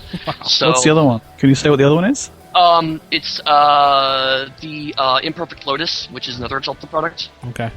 And the main reason why that's ahead is because it had a 2.5-year head start. Wow. So that's the only reason why it's higher up. So you've got a good insight into the interests of your audience here, either way, whatever happens. Yes, John Chambers has already said he's planning his career path to pornographer now, so thanks fans for that. Cool. Just last 2 questions from Zorlak. What's your favorite White Wolf book, old or new? Again, it's one of those tough questions, because if you'd asked me 6 months ago, I was the Hunter the Vigil, without a doubt. If you asked me a year before that, I was the Changing the Lost, without a doubt. And now I'm really kind of excited about Geist. But I don't think it's fair just because I'm so close to those projects as they get developed and go out there. So that's kind of a different style of what I'm excited about. Yeah. If I were to stop work today and I would look back over my entire collection and say, wow, which game would I pick up and play right away? I've always had a fondness for either version of Vampire. I mean, I've been playing Vampire back when it was first edition. I mean, so I've been playing it for almost 20 years. So it's a strong staple in my life. Many people look at D&D the way I look at Vampire. Beyond that, if I had a second game, Demon probably would be really strong up there. I really love the potential of Demon, and I always thought that it was unfortunate it never quite got the chance to really explore that to the depth that some of the other game lines did. But Demon is such an intriguing and interesting game to me. Yeah, with Infernal put aside, is there any talk of any Demon coming, or you can't answer that one? Honestly, I will say that we did do the World Darkness Inferno book, which covers demons pretty heavily. And there's a little bit of a Demon the Fallen homage in terms of source material to that. In terms of play style, Geist has a lot of Demon the Fallen flavor in it. And it's one of the reasons why I'm really excited about Geist is because what I thought was cool about Demon, the idea of there's this creature that's in your head telling you what to do, it really gets pulled out in Geist Sin Eaters. So if you're looking for more of the New World Darkness Demon kind of flavor, Inferno's the way to go. If you're looking for that play style, Geist is the way to go. And honestly, you could probably easily mix them both up and get a really strong rendition of Demon the Fallen and New World Darkness. So I don't think we're going to re-examine that anytime in the near future. Okay. Well, when we did our preview of Geist when the Quick Start rules came out with Rob from Bear Swarm, and this is one of the things that we both touched on, was that it would be a really interesting way to model demonic possession or demonic interaction, but just using the Geist rules. So yeah, I've got to agree with that. Absolutely, especially when I ran a playtest of it here, and one of the ideas that came out of that was the player asked me, "Can I think my Geist is an angel?" And I was like, sure, why not? But it got my head thinking about, whether you have a game where angels legitimately possess the characters, kind of a bit a la Hunter the Reckoning, or if it's just Geists, bullshitting the characters and saying, yeah, no, totally, I'm an angel, do what I say, it's totally God's will. The point is, you could do that really, really easily with Geist Sinders, so absolutely, that kind of possession-style gameplay is really, really possible to do with that game. Now, speaking about Angel, I know this one's always come up in a lot of forum topics. Was there ever any talk, Old World of Darkness, or new about an Angel line to go with the Demon line, or no? I don't know about Old World Darkness. I know that, interestingly enough, Geist was almost an Angel game. Very briefly, how the story worked out is Ethan pitched 2 games, which is an Angel game and a Ghost Rider game, which became Geist. And there's a lot of argument over it, and basically one thing that they both liked was that of supernatural creature possessing human. And so Ethan kind of took what people like that core concept and then rewrote both pitches with that core concept in mind, and then they gravitated towards Geist. So with the New World Darkness, we did consider the possibility, but we thought that Geist was a stronger product, and a lot of what they wanted to do with Angel, we could do with Geist and add even more flavor on top of that. So yeah, and it's fairly easy to reskin it as an Angel game, like you say, so it could be kind of cool. Exactly. And last question from Zorlak, what's your favorite color? My favorite color is blue. I have no idea if that's true, I just made that up. That's fine. All right, we have another set of questions by Thantrax. Is that maybe how you pronounce it? Thantrax? Thantrax, yeah. Yeah, I'm going to go with that. You already answered his first questions about the uncensored version of the Scroll of Swallow Darkness. About the 5,000 mark. You said you really couldn't comment on sales, so that's already off. But he wants to know about a little bit more about the Geist supplement books, because he was at Gen Con and he heard there was going to be no supplements going on with Geist. Is that true, or is it going to be yeah, that's pretty much true. But as I mentioned, Book of the Dead is going to be very Geist flavored, but it's not specifically a Geist book. Okay. Okay. And there was a teaser ad in the back of the Geist book, but it had no date, and it's for next year's limited line release, or is that something sooner, or? That is one of the things that I actually cannot talk about. What I will say is that, kind of step back a bit. Some people have kind of criticized how we've marketed Geist, for example, and I've had some Kelly, who's our marketing director, is a good friend of mine, and one thing that she's always trying to do, and one of the reasons why we get along so well, she's always trying to innovate and try new things for marketing. And the ad in the back is one of those, because we have a tradition of putting the ad in the back of the book. But we've noticed the past few years that people just get it so fast that we might as well just announce the game. So one of the things we're trying with the ad this time is, rather than announcing a particular game, we're announcing, we're kind of very vaguely hinting to our long-term plans for overall. What we're, as a publishing company, some things we're thinking about, All Things Are Born from Darkness, is very much an homage to how our thinking is going long-term. So it's not a reference to a particular game, it's a reference to a lot of things that will be coming out overall in the next year. That is so tantalizing what you're doing there. It's really interesting to hear. Good, huh? Yeah. That was good. That was a good official answer. Good job. Yeah. Nice one. All right, we have a couple questions from Beckett, who's in our forums. Mr. Beckett, Mark, you want to handle his questions? Go ahead. Yeah, he says he's not sure if he's confusing this with another White Wolf interview, but he's talking about the idea of adding a meta plot to the New World of Darkness. Now, Old World of Darkness was, famed or reviled or applauded or whatever. Notorious. Yeah, for having a very strong overarching meta plot through most of his game lines. And recently, I've noticed people are starting to tease one out of the New World of Darkness. I don't know if you go to rpg.net at all. There's a really interesting, great thread going on there where they've gone through all the vampire books for Requiem and tried to piece together what's going on behind the scenes. Is this slowly creeping into the New World of Darkness, or is it always kind of been lurking there in the back? Or it's not so much the case of extremes, but the short answer is that Rich Thomas has forbidden me from using the word metaplot to describe our products. Okay, it's a banned word, right? Yeah, we're not allowed to talk about metaplot. And the reason why is because metaplot is quite literally a plot that arcs between a variety of products. And that's technically true for some stuff we're doing, but it's not what people think of when they think of White Wolf metaplot. Right. So it's more accurate to say that we're drawing connections between our products. Because one thing that some criticism we got on early on, and we decided was fair, is that the books were too toolkit. They were too distinct, and there wasn't any connection between the books. And one thing we've been trying to do the past few years is tease out connections without just saying this is a plot that you must follow. Because we still believe very strongly that the coolest and best plot is the one that you're running at your table. Hands down, period. Yeah. But yeah, absolutely, there was a plot between the 5 clan books that Will Hindmarch, the original Vampire developer, put in motion. And it's been really interesting to see how many things that people have said, drawn the connections to, and we go, absolutely, yes, that's intentional. And some things like, wow, really, we didn't expect that at all. Sure, we'll say it now, say that that's connected. But we've been going forward with that. Hunter was really strong in mentioning other game lines, and also we started putting Hunter references in books before Hunter was finally released. Yeah. We did it again with Geist. There's a lot of that, especially in the Testament of Launch, this PDF I did. There's a book of it's basically the Eschatron, which is basically the revelations for vampires.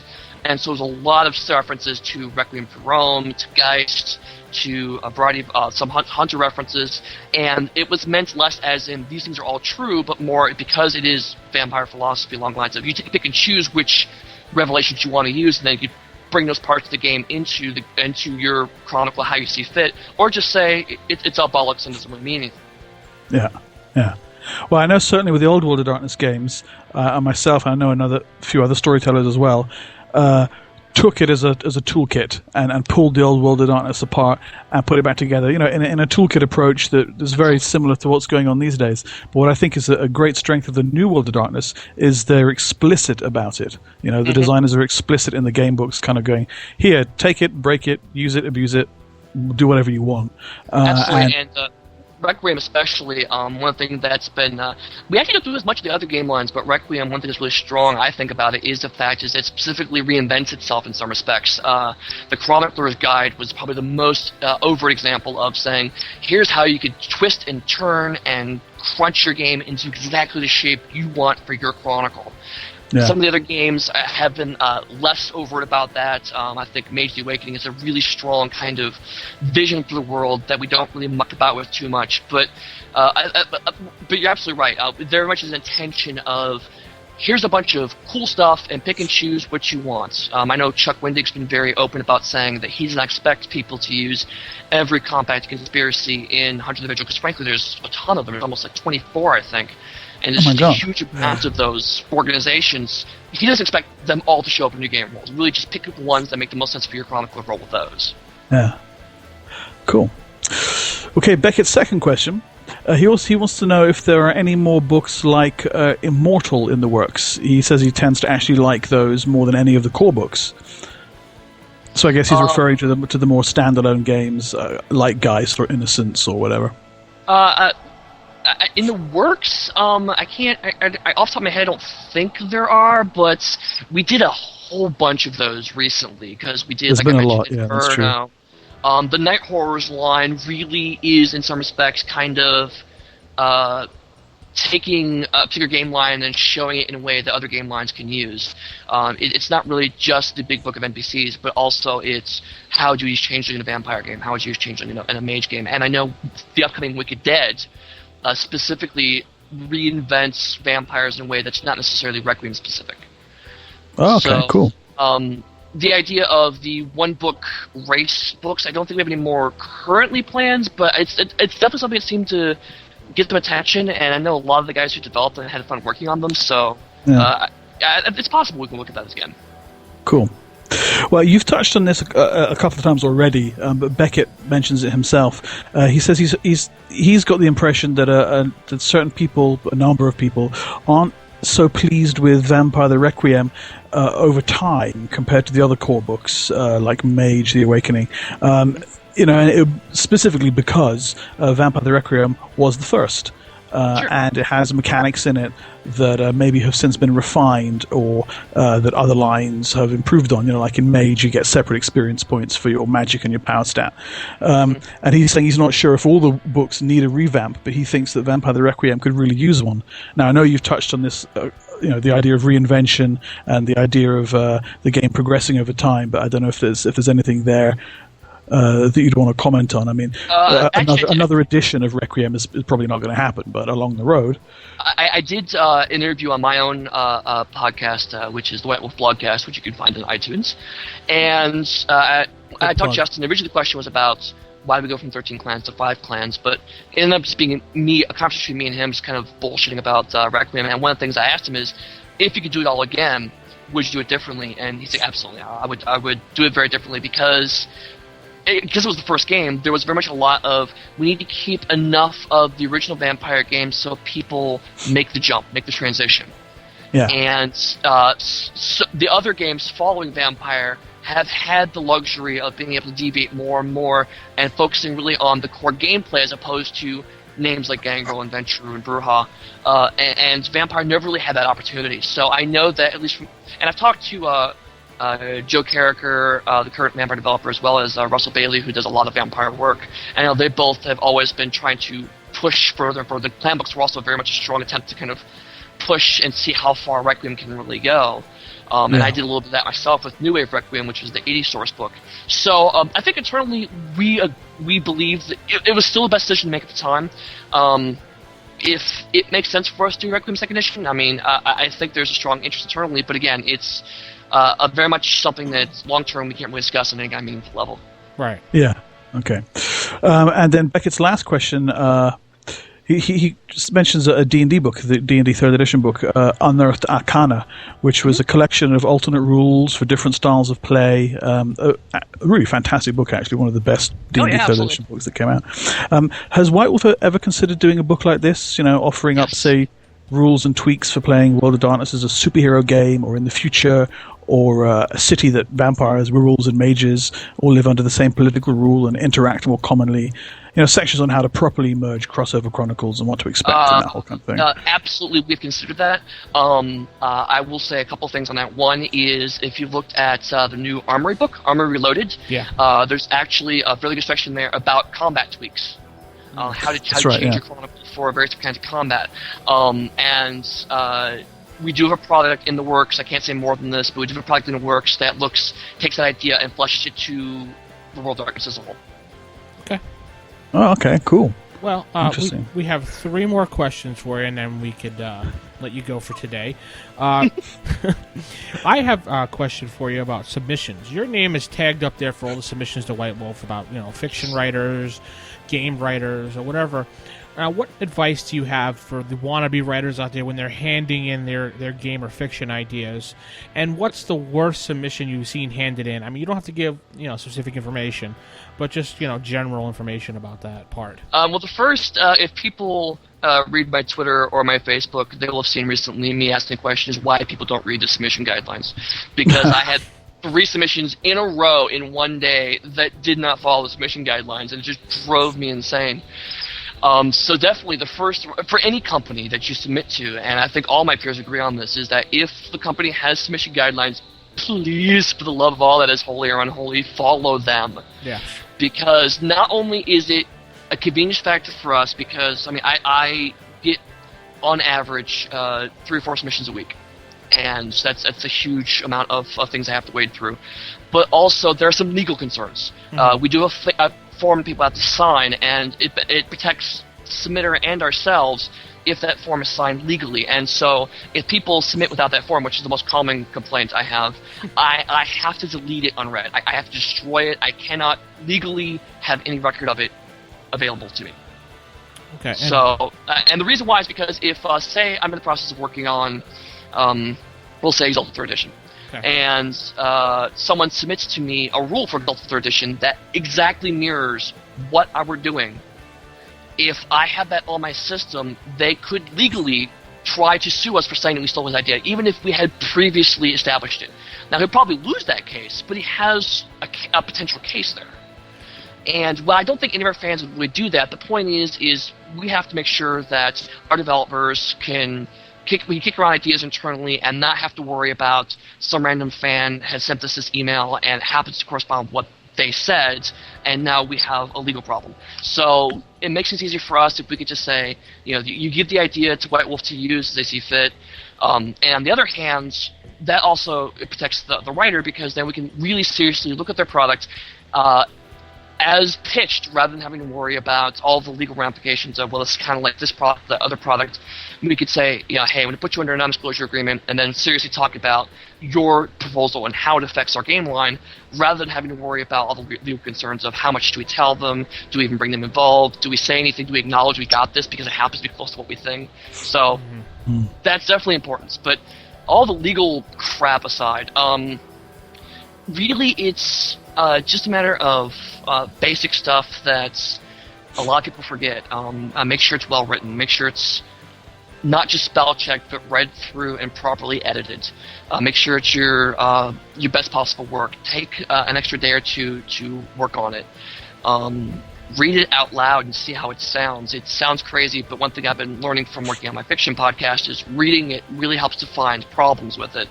And just make it look the best it can, because that really will put you to the middle of the pack right there. Just having something that's well written and obviously someone's taking time and effort in is going to stand out to me, because I do get a lot of things that aren't that way.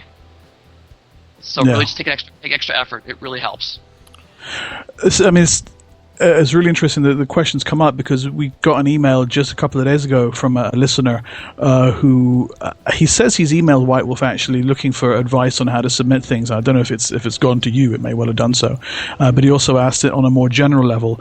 What's a good way to break into game design?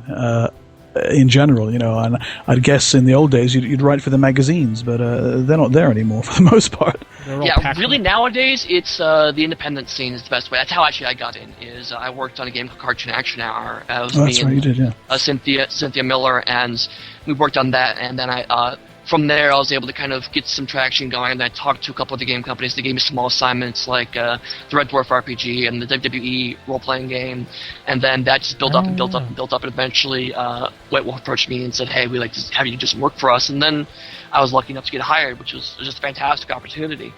But you're right. Before, you'd write for Dragon Magazine, you'd write for Dungeon Magazine, you'd write for Polyhedron Magazine, and that would be the best way to get your name out there and show that you can write things. Nowadays, put out a PDF supplements, work on your own kind of RPG, and just explore, and also talk to other developers, go to places like Gen Con, get a good resume together. It's not... The only real barrier to getting in the RPG industry now, I think, is the fact that there's so many good writers out there and just not enough work to go around to everybody.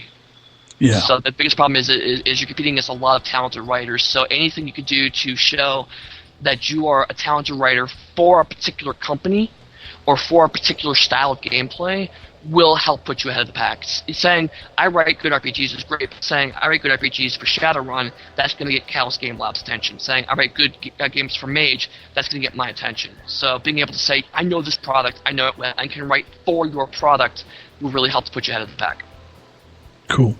Okay, and probably one of the biggest complaints that we've had in our forums, and I've seen it on White Wolf forums as well, is what's the deal? Why are you guys afraid of indexes?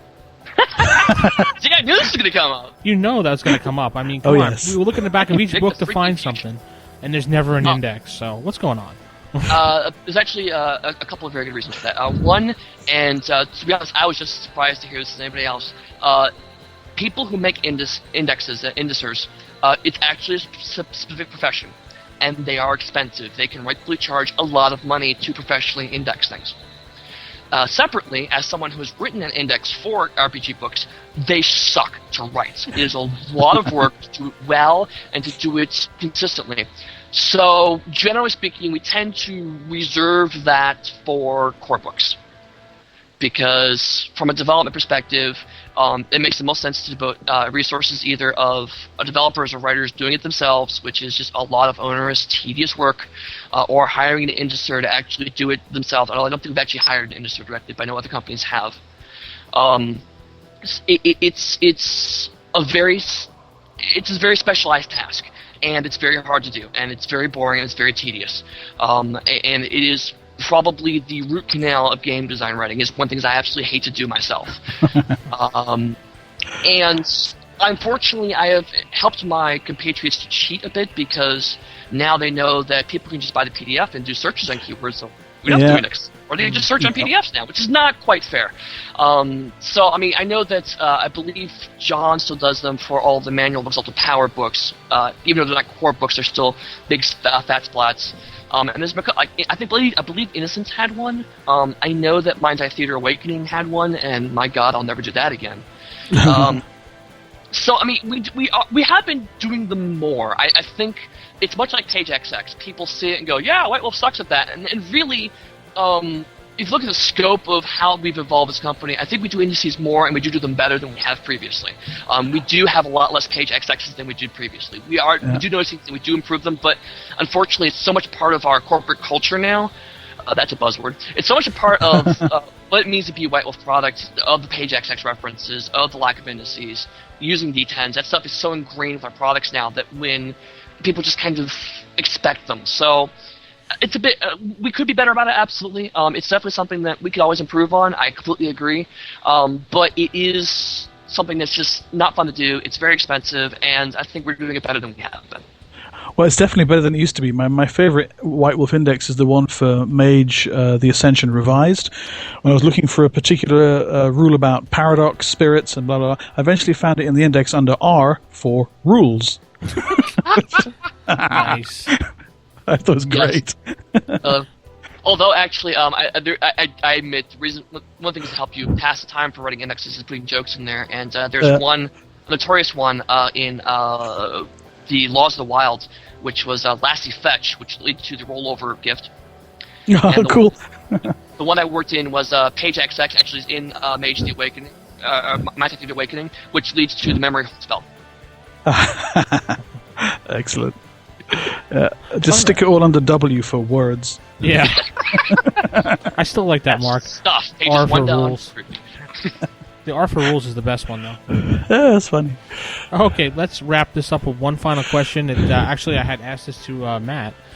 If you could be a household appliance, which one would you be and why? You know what? I don't want to say this, but it's really true. Is my iPhone? I cannot live without my iPhone these days. Okay, an iPhone. It knows everything. It knows everything. I push a button and it tells me what I need to know. It's like, thank you, iPhone. I didn't know that. I didn't know I needed to be in this place one day. That's awesome. Okay, well, that's Cool. okay. Well, that's going to wrap our show up for this week. Eddie, thanks for stopping by this week for us and answering all our questions. If someone wanted to get in contact with you, thank you very much. That was good fun. How can they get in contact with you, Eddie? Best way to get a hold of me is on the forums. I am Eddie Fate. That's EDDYFATE. My email address is eddie@white-wolf.com. Again, it's spelled EDDY. And also, I'm on RPGNet under Eddie Fates. I'm on Twitter under Eddie Fates. Really, just do a search on Eddie Fate, and you'll probably find me in a multitude of websites all over the web. Okay, and if you have any other questions for him, you can always email us at Mark. What's our email address again? darkerdaysradio@gmail.com. I just like to hear you say it with the pause, and and you can always check us out at our website, darkerdays.tk. Click on the little forum link in the right-hand corner, or go to wildgamesproductions.com/forums with an S, and check us out there. You can also follow me on Twitter, which I just opened up a new account, AlucardD20. That's my Twitter account. I do have a LiveJournal account, but I haven't been using it as of right now, so... I just use Twitter to stalk Clive Barker. It's great. Oh, boy. Drop us a line, and we'll be happy to answer any of your questions or whatever you need. This is Vince signing off for Mark and Eddie. This is the Darker Days podcast, episode number Ocho, the official podcast for White Wolf. Good night, folks.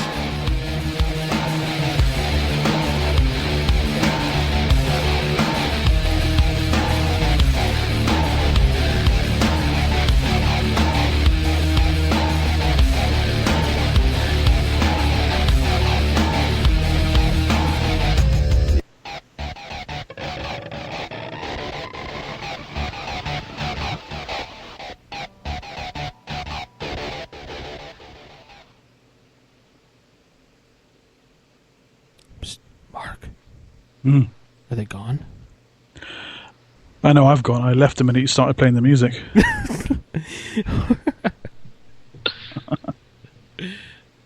Are you ready?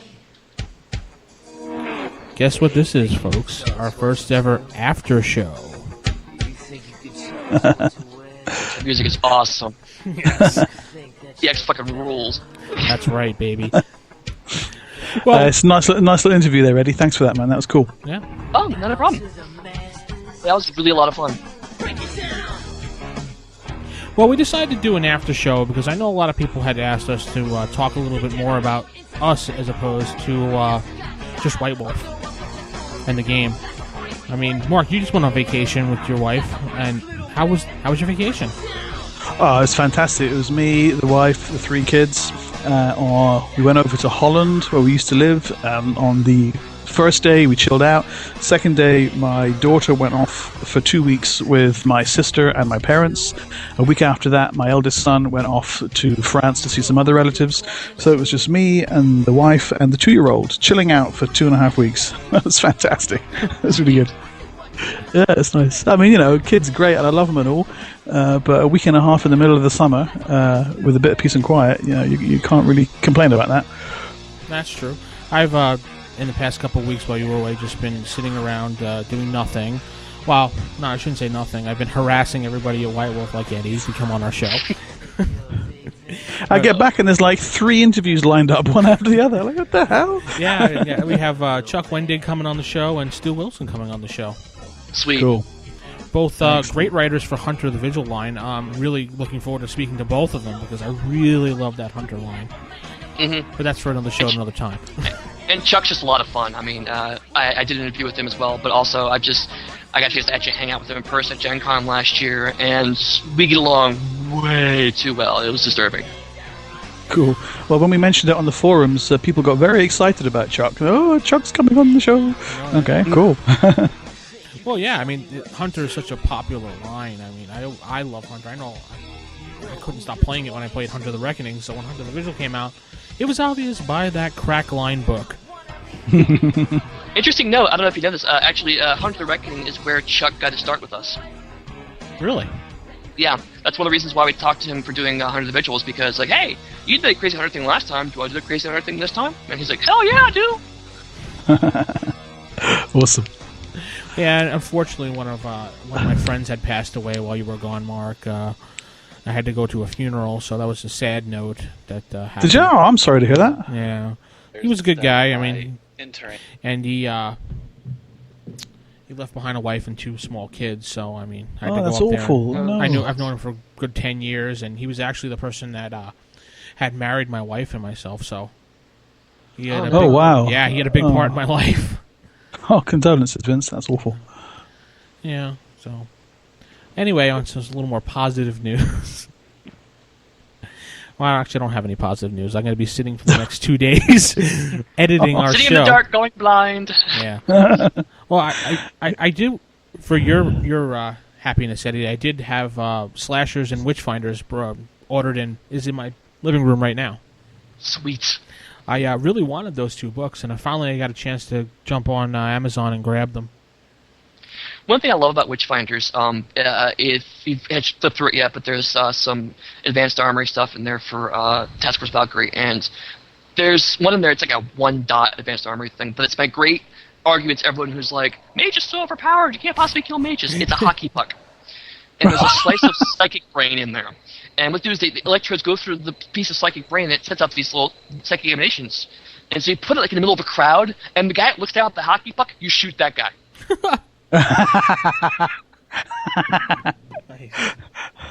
That's fantastic. It's so awesome. So yeah, Witchfinders is full of great stuff. What else did I have? Let's see. Yeah, I got those books. I'm going to be building my house along with you, Mark. Is there some rent available in that area? I don't know. You get your own house built out of books, Vince. I got mine right here. Well, I was thinking maybe to make a lot next to yours. That way, make it easier to do a show. I'll just knock on your. No, actually, that's the solution. That's the solution we're looking for. Is to build them next to each other. So keep doing the show. I'll knock on your Hunter book to get inside the door. Let's do a show. My wife actually decided to go back to school finally, so she's going to school right now, and she's not home right now, so I'm alone. What's she going to study? What's she doing? She's studying medical. She's going to the medical field, office medical technology, I think it's called. Oh, cool. So she's going into that. I'm at home alone and without cooking and and lost. So I'm surprised that I'm still awake, to be honest, on account of it being almost 2 a.m. here. Oh yeah, that big difference in the UK, yeah. Yeah. Well, normally it wouldn't bother me at all, but we partied pretty hard the last couple of days in Holland, and then we had to drive back and then get home, and there's still suitcases everywhere and no unpacking. And where in the UK are you at? I'm near Cambridge. Oh, okay. I've been to Cambridge before. Wonderful place. Oh, yeah? Yeah, it's nice. Very pretty. Yeah, a friend of mine was going to school there, so we went over seas for, I think it was the second time we went over. And he knows that I'm a huge bibliophile, and he's just like, I'm going to take you to a couple of bookshops, and then so he takes me around like this row of bookshops, and it's just like, oh my god, this is so amazing. There are some fantastic old antiquarian bookshops here in Cambridge. It's really nice. Yeah. Isn't one of the developers from the UK? Isn't Stu Wilson from the UK? Yeah, Stu and Wood both are in Wales, I want to say. Oh, well, no, okay. actually, I don't know if Stu's in Wales. I know Wood's in Wales. Okay. You mentioned one guy was in Edinburgh. Yes. Yeah, I think Stu's in Edinburgh. That's right. Is that Stu? Yeah. Okay. Oh, Yeah. cool. Who happens to be a listener of our show, as he has pointed out to me when I spoke with him. Hi, A Stu. man of inestimable taste, clearly. That's right, Stu. You know who to listen to, baby. As he now just pauses his iPod and says, "Never again." I actually expected an email from him going, "What y'all yourselves in Wales for?" I'm sorry, Stu. Well, you know. Wales, Scotland. Every other person in England gets them confused. So. Yeah, don't tell the Welsh or Scottish that, though. Yeah, bloody Celts. Well, looks like we're looking at almost 2 hours for this show, guys. Oh my god. So Yeah, it's a bit long. it's a bit long, but we were on vacation for quite a long time, so it's well deserved. We'll be back next week with a great interview again, and then another again, and then Mark and I will be on vacation for a little while again. But we'll be releasing a whole bunch of shows. Oh, we're recording them back to back these 3 weeks. Yeah, we're going to record back to back and get them out of the way. Oh god. So be ready, Mark. Hope you don't need sleep, Mark. No, sleep is for the weak. That's right. So I'm going to say goodnight now. Eddie probably needs to get back to his family, and Mark needs to get to bed and stop playing Left 4 Dead. Oh, I haven't played since I got back. That's a good idea. Mark. Cool. Great. All the Americans are becoming online now. It's a handy time. Yeah. Good night, everybody. All right, laters. Good night.